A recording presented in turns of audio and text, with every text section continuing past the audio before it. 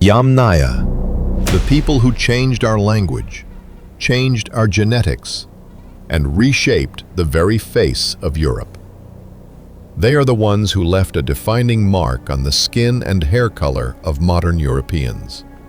Recent ancient DNA studies even suggest they played a pivotal role in shaping the social and cognitive foundations of our modern world. About 5,300 years ago, these people left the Pontic-Caspian steppe and began spreading across all of Eurasia. In just a few centuries, their descendants reached a vast territory stretching from the Atlantic coast all the way to the Siberian Altai Mountains. As a result, the language of Europe changed, the genetics of Europeans changed, and a completely new order of the Bronze Age was born.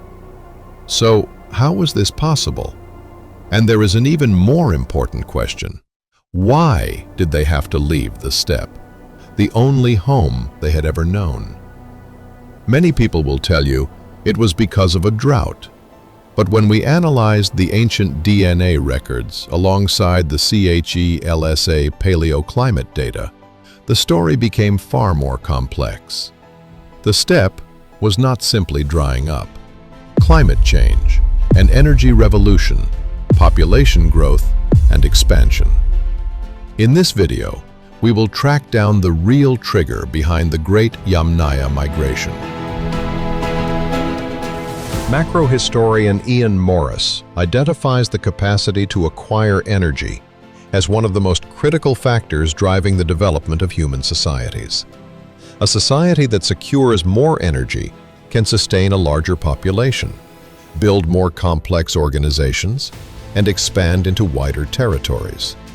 And in the 4th millennium BCE, the Pontic-Caspian steppe became the birthplace of one of the most efficient, revolutionary energy systems in human history.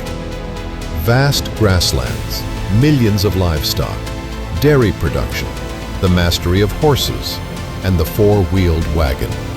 The Yamnaya mastered the art of converting the solar energy of the steppe into meat, milk, livestock, and raw mobility. They were not just simple nomads. They had built what was, at the time, the fastest-growing energy economy on the planet. But that very success created a brand new crisis. The population boomed, the herds multiplied, and they needed more pasture land. And it was precisely at that moment the climate of Eurasia began to shift. So, what kind of people actually lived on this steppe? Many assume the Yamnaya were a single, uniform nation, but ancient DNA tells a different story. The people we call the Yamnaya were not a single lineage. While the R1b haplogroup held the strongest influence, the I haplogroup also made up a significant portion. The maternal lineages were even more diverse. This means the Yamnaya did not just appear out of nowhere as a pure, single ethnic group. They were a society formed over thousands of years through the meeting and blending of entirely different populations. They were less of a nation and more of an ecosystem.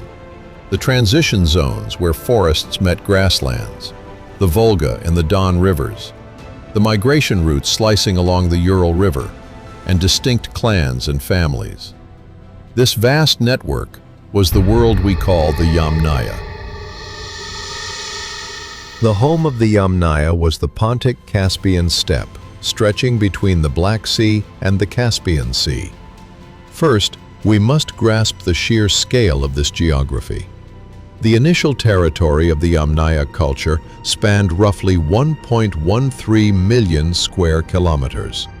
That is larger than modern Germany, France, and Italy combined. Yet, people did not live evenly scattered across this massive space. In fact, when you map the coordinates from Harvard University's ancient DNA dataset, the AADR, alongside major archaeological sites, you can clearly see that Yamnaya settlements and kurgans were heavily concentrated in specific regions. The reason is simple. Livestock need water. Humans need water. In the world of the steppe, rivers were the ultimate lifeline. The majority of settlements and migration paths forged right along the Volga, the Ural, the Don, and the Dnieper rivers.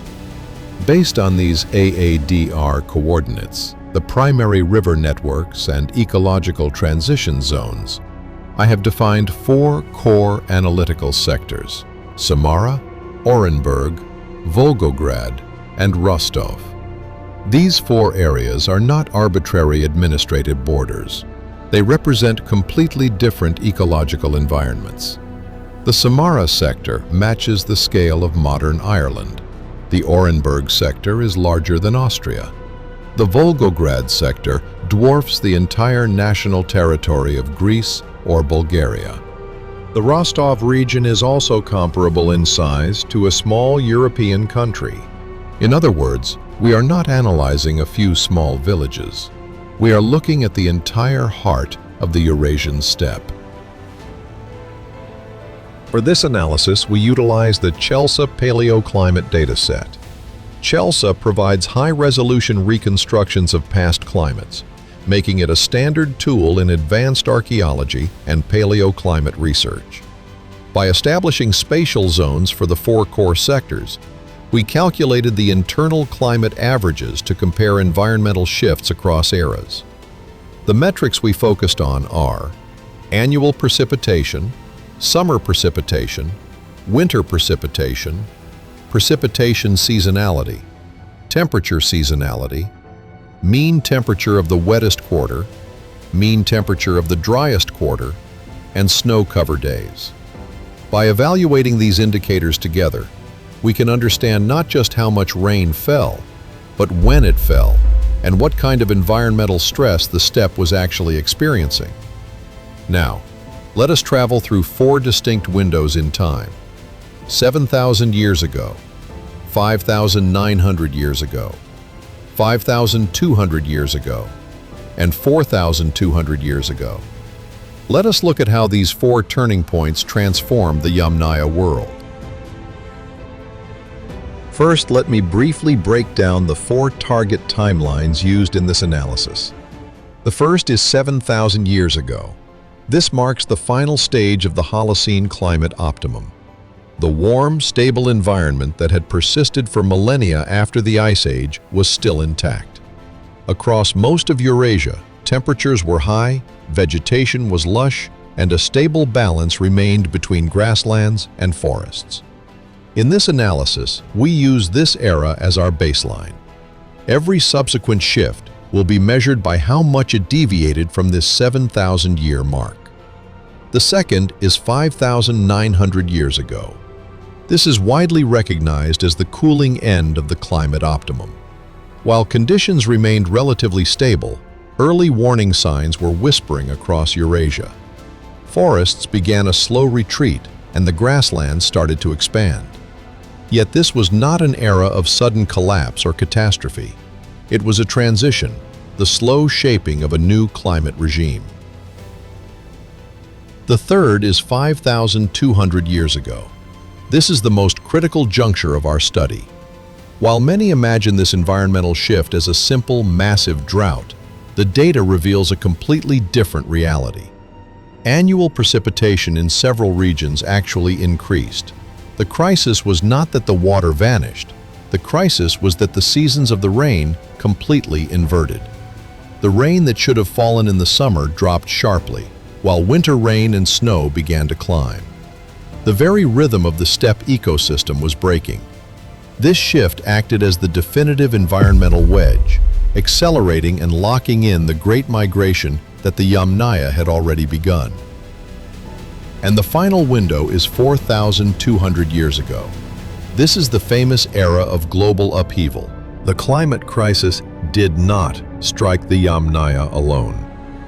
As the Nile's flood cycles faltered, Egypt's old kingdom, the civilization that had ushered in the age of the Great Pyramids, descended into the politically fragmented First Intermediate period.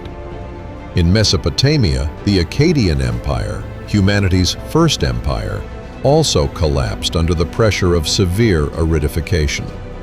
On the Indian subcontinent, Harappa and Mohenjo-Daro of the Indus Valley civilization, renowned for their highly sophisticated urban planning, fell into decline as river systems shifted and weakened.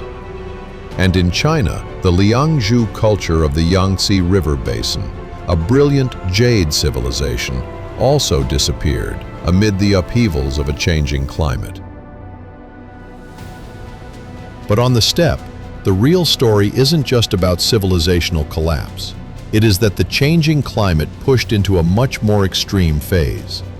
Especially, we observe a sharp spike in seasonality and worsening winter conditions, specifically striking the populations that remained behind in the steppe heartland, unlike their cousins who had already spread across the continent.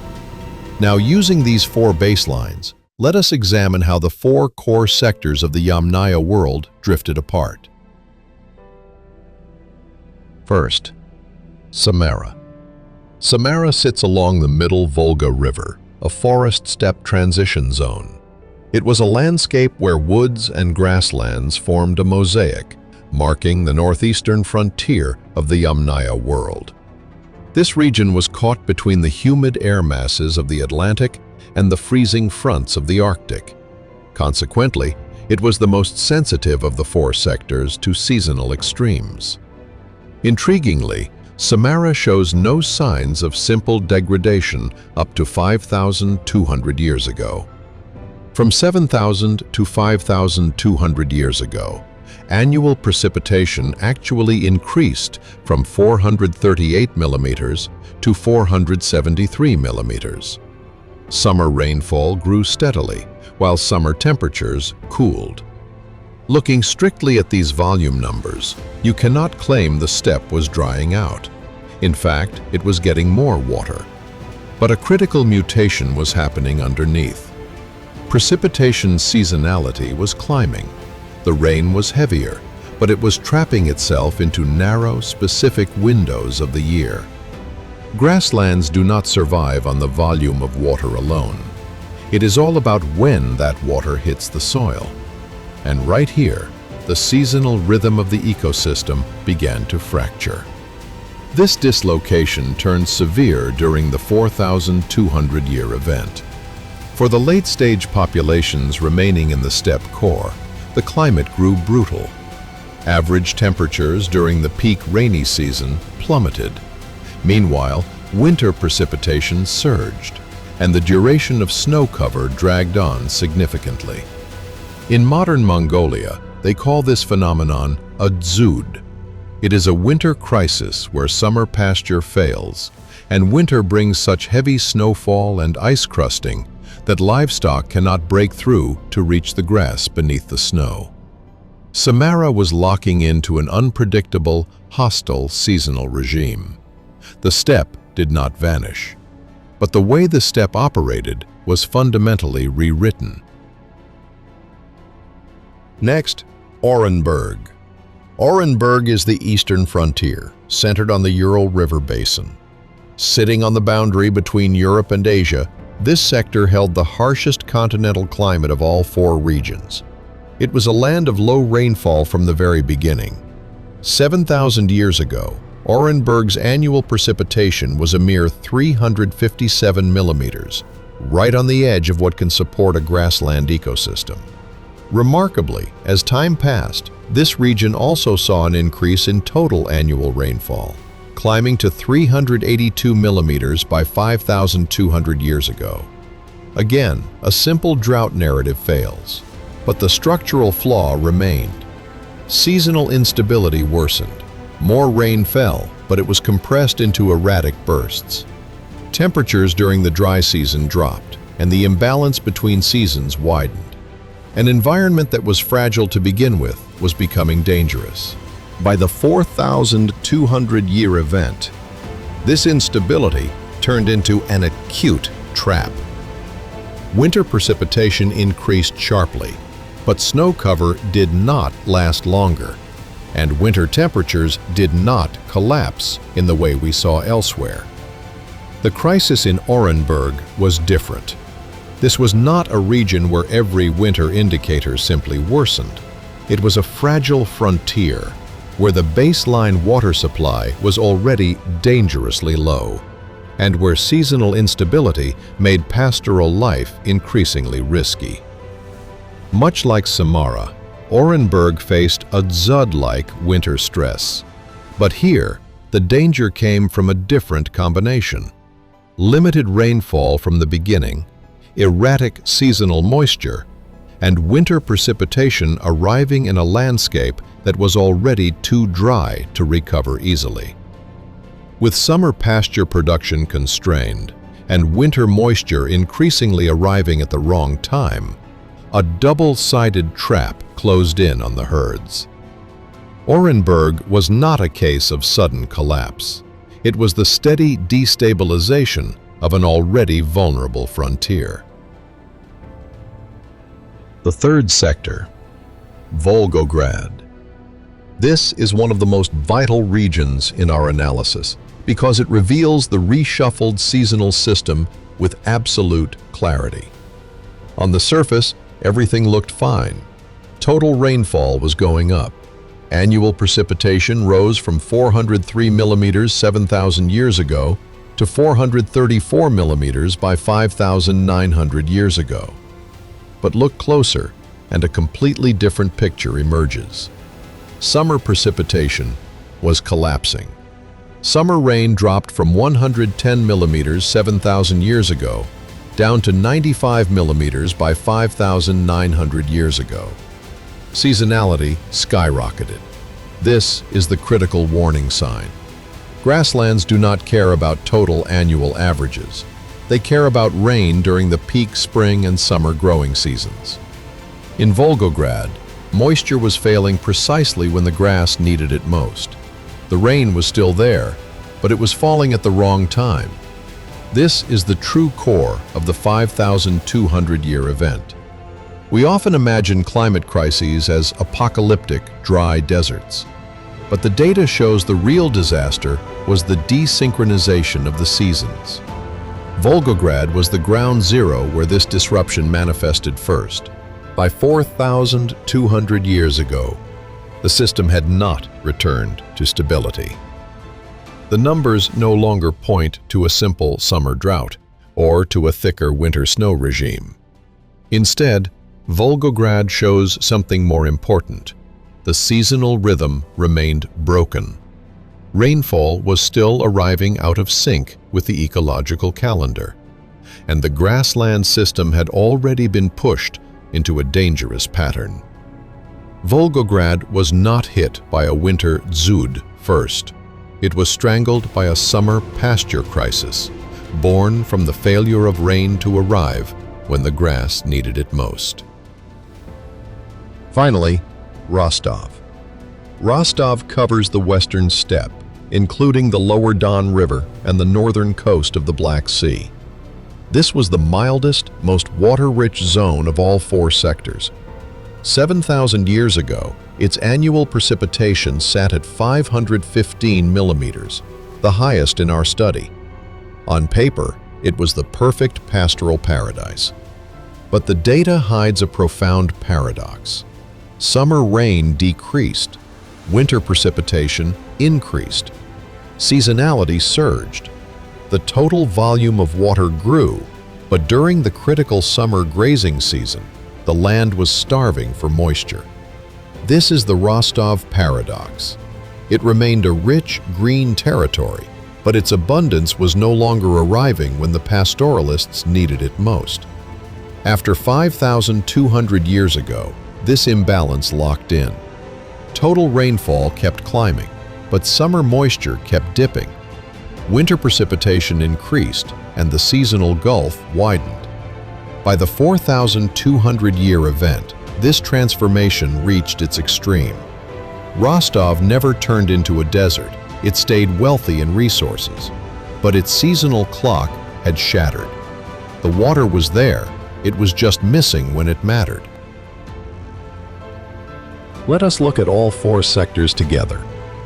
Samara held stable until 5,200 years ago, then faced severe winter drought stress by 4,200 years ago. Orenburg, an already fragile eastern frontier, became increasingly unstable with winter lockouts. Volgograd saw its total rain rise, but suffered an early summer pasture crisis as its seasons desynchronized. And Rostov, the richest zone, experienced a paradox where water increased in winter but failed in the summer. The symptoms varied across the geography, but the diagnosis was universal. The seasonal clock of the steppe was broken. Many historians try to explain the Yamnaya migration with a simple one-word answer: drought. But the Chelsea data shatters that myth.